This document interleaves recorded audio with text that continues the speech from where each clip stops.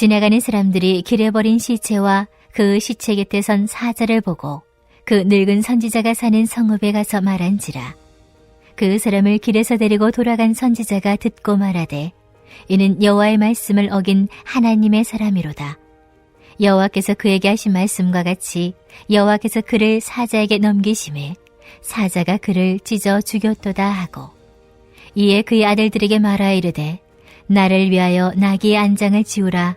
그들이 안장을 지우매 그가 가서 본즉 그의 시체가 길에 버림바 되었고 나귀와 사자는 그 시체 곁에 서 있는데 사자가 시체를 먹지도 아니하였고 나귀를 찢지도 아니하였더라. 늙은 선지자가 하나님의 사람의 시체를 들어 나귀에 실어가지고 돌아와 자기 성읍으로 들어가서 슬피 울며 장사하되 곧 그의 시체를 자기 묘실에 두고 오라 내 형제여 하며 그를 위하여 슬피 우니라. 그 사람을 장사한 후에 그가 그 아들들에게 말하여 이르되 내가 죽거든 하나님의 사람을 장사한 묘실에 나를 장사하되 내 뼈를 그의 뼈 곁에 두라. 그가 여호와의 말씀으로 베델에 있는 제단을 향하고 또 사마리아 성읍들에 있는 모든 산당을 향하여 외쳐 말한 것이 반드시 이룰 것임이니라.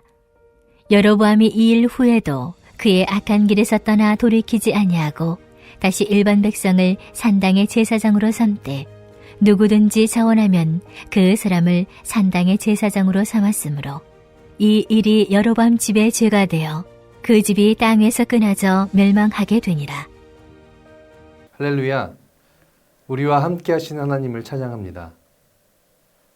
우리 몸은 참 정직합니다. 어딘가 몸이 안 좋다 싶으면 신호를 보냅니다. 손가락이 저릿하면 목이 안 좋다는 신호이고, 허벅지를 타고 저릿한 느낌이 다리에 들면 고관절 혹은 허리가 안 좋다는 신호이지요. 이뿐만이 아니라 우리 몸은 어딘가 좋지 않으면 어떻게든 신호를 보내 우리가 알게끔 합니다. 그런데 이러한 신호를 무시하거나 스스로 괜찮다고 여기게 되면 어떻게 될까요? 증상은 점점 더 심해지고 결국엔 병까지 이르게 됩니다. 우리 몸에 둔감하면 둔감할수록 우리는 더 큰 아픔을 겪게 됩니다. 다행히 병을 초기에 발견할 수도 있지만 너무 늦은 경우도 참으로 많습니다. 네, 중요한 건 신호입니다. 이 신호를 다른 말로 하면 무엇이라 할 수 있을까요? 바로 경고입니다. 경고는 조심하거나 삼가도록 미리 주의를 주는 것을 말합니다. 그러니 이 주의를 절대로 놓쳐서는 안 되겠지요. 경고는 주어진 그대로 받아들여서 무언가를 바꾸는 데 초점을 맞추고 실천해야 합니다. 그런데 비단 이것은 몸의 문제만은 아닙니다. 신앙에서도 그렇습니다. 우리의 삶 속에 신앙인으로 살아갈 때에 여러 가지 오는 경고들이 있지요. 옳지 못한 일을 하거나 혹은 해야 할 일을 하지 않았을 때에 우리는 마음의 어떠한 감정들 혹은 어떠한 상태를 직감합니다. 그것이 일종의 경고가 되지요. 옳지 못한 일을 한다면, 그래서 마음에 걸림이 있다면, 그것이 성령께서 내게 하시는 경고라면 하지 않아야 합니다. 마찬가지로 해야 할 일이 있는데 그것을 미루거나 애써 무시하려고 했을 때에 오는 그 마음의 무거움, 또한 그것이 성령께서 내게 하시는 경고라면 그것을 해내야 합니다. 그런데 그 경고, 성령께서 내게 말씀하시는 그 무언가를 하지 않았어야 하거나 혹은 해야 했는데 그러지 않았다면 그 끝에 무엇이 올지는 모르지만 그러나 그 책임은 분명히 나의 것입니다. 내가 지게 되는 것이지요. 그러니 그 경고가 직접적이든 감정적이든 내게 임했을 때에 분명히 경고로 인식하고 받아들여야 우리는 더욱 진실한 삶에 가까워질 것입니다. 오늘 우리에게 주어진 말씀은 바로 이러한 경고에 대한 이야기이며 이 경고를 무시하게 될 때의 입을 결과도 우리에게 분명히 보여줍니다. 우리가 읽은 말씀은 열왕기서 13장 25절부터이지만 그 앞의 내용을 간략하게 이야기하면서 오늘의 말씀을 함께 보겠습니다. 먼저 여로보암 왕에게 무명의 하나님의 사람이 주님의 말씀을 전하려고 유다에서 베델로 왔습니다. 그는 여로보암 왕의 패망을 경고합니다. 그것을 들은 여로보암 왕은 하나님의 사람을 처단하려고 손을 들었고 그 손은 그대로 굳고 말았습니다. 여로보암 왕은 손이 굳음을 두려워하여 당신의 주 하나님께 은총을 빌어서 손이 회복되도록 기도해 주시오라고 청하였습니다. 그 손이 회복되었고 왕은 하나님의 사람을 잔치에 초대했지만 하나님의 사람은 그 초대를 거절합니다. 그리고 이렇게 말하지요. 주님께서 나에게 명하시기를 밥도 먹지 말고 물도 마시지 말고 온 길로 되돌아가지도 말라라고 하셨습니다. 그 무렵에 베델에 살고 있는 늙은 예언자의 아들이 늙은 예언자에게 왕과 하나님의 사람의 이야기를 전합니다. 이 이야기를 들은 이 늙은 예언자는 하나님의 사람이 어느 길로 돌아가는지를 아들에게 묻습니다. 그래서 하나님의 사람을 찾아가지요. 그 늙은 예언자는 하나님의 사람에게 자신의 집으로 가서 무엇을 좀 먹고 가라며 초대를 합니다. 하나님의 사람은 주님께서 내게 명하신 것 때문에 그럴 수 없다라고 거절하였지만 늙은 예언자는 거짓말을 하며 다시 초대합니다. 나도 그대와 같은 예언자요. 주님께서 천사를 보내셔서 나에게 말씀하시기를 그대를 내 집으로 데리고 가서 밥도 대접하고 마실 물도 대접하라고 하셨소. 이렇게 해서 하나님의 사람은 이 늙은 예언자와 함께 그의 집으로 가서 밥을 먹고 또 물도 마셨습니다. 그때에 주님의 말씀이 늙은 예언자에게 내렸습니다. 주님께서 말씀하십니다. 당신은 주님의 말씀을 어기고 당신의 주 하나님께서 당신에게 말씀하신 명령을 지키지 않았습니다. 당신의 주검은 당신 조상의 무덤에 묻히지 못할 것입니다. 하나님의 사람은 늙은 예언자가 마련해준 나귀를 타고 그 집을 떠났고 그 길에서 사자를 만나 그 사자에게 물려 죽였습니다.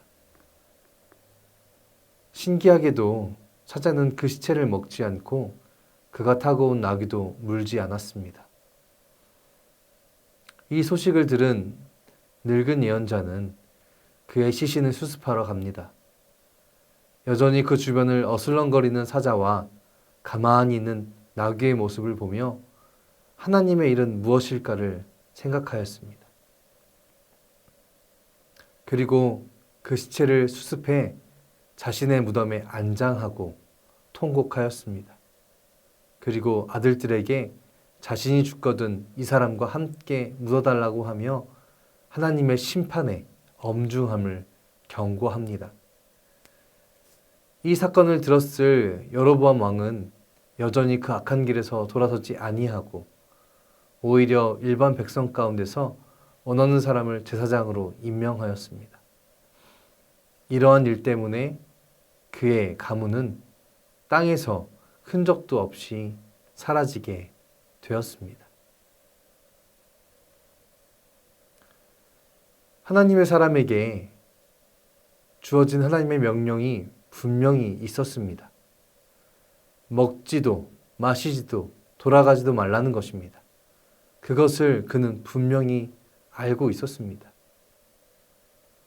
누군가 옆으로 와 거짓으로 속였고 그는 그것을 믿었습니다.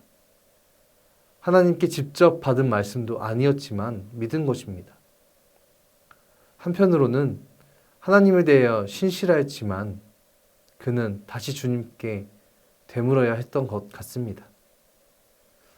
그러한 그에게 죽음이 임했습니다. 그 죽음은 사자로부터 왔고 그 사자는 그 시체를 먹지 않는 기이한 일을 합니다.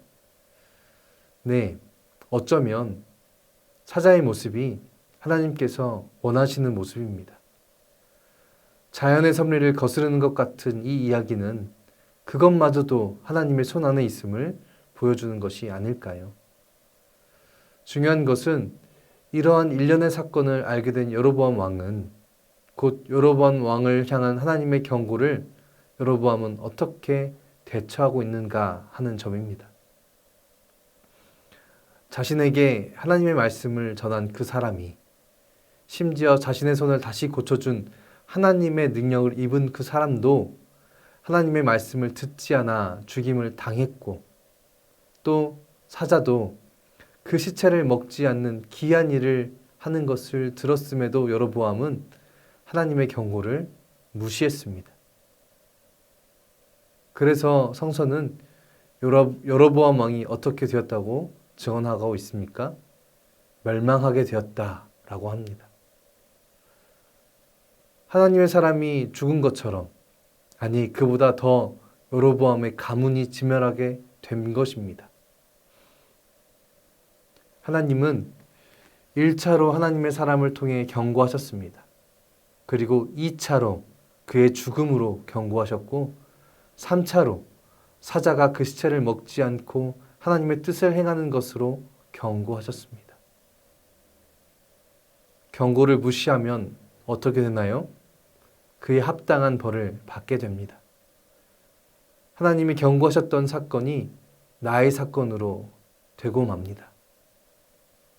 그러니 우리는 우리 앞에 놓여진 사건들을 통해 하나님의 경고하는 메시지를 놓치지 말아야 하고, 그래서 그 경고하심에 따라 우리의 삶을 돌이켜야 합니다.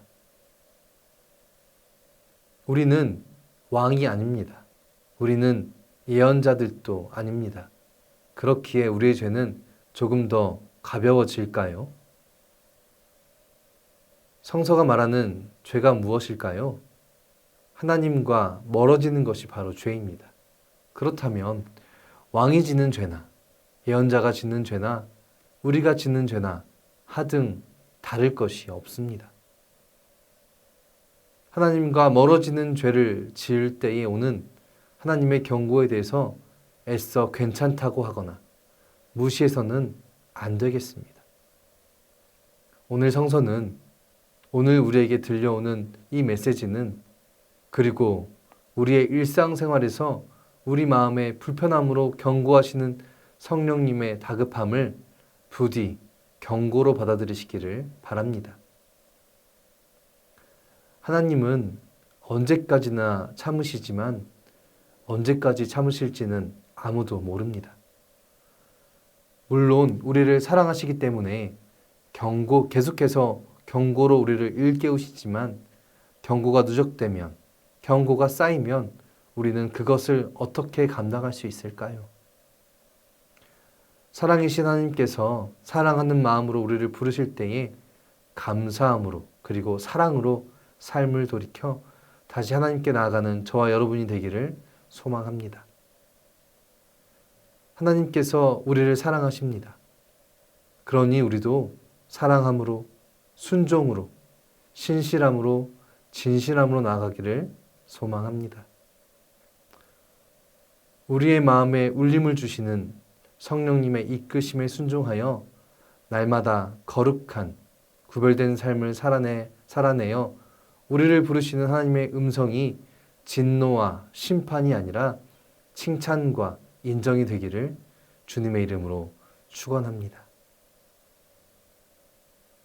우리 이 시간 이 기도 제목 가지고 기도하겠습니다.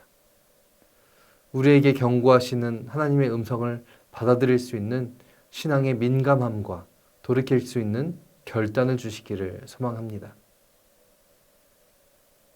주님을 사랑한다고 따른다고 말만 하는 신앙인이 아니라 삶으로 살아내는 참 신앙하는 성도가 되기를 소망합니다.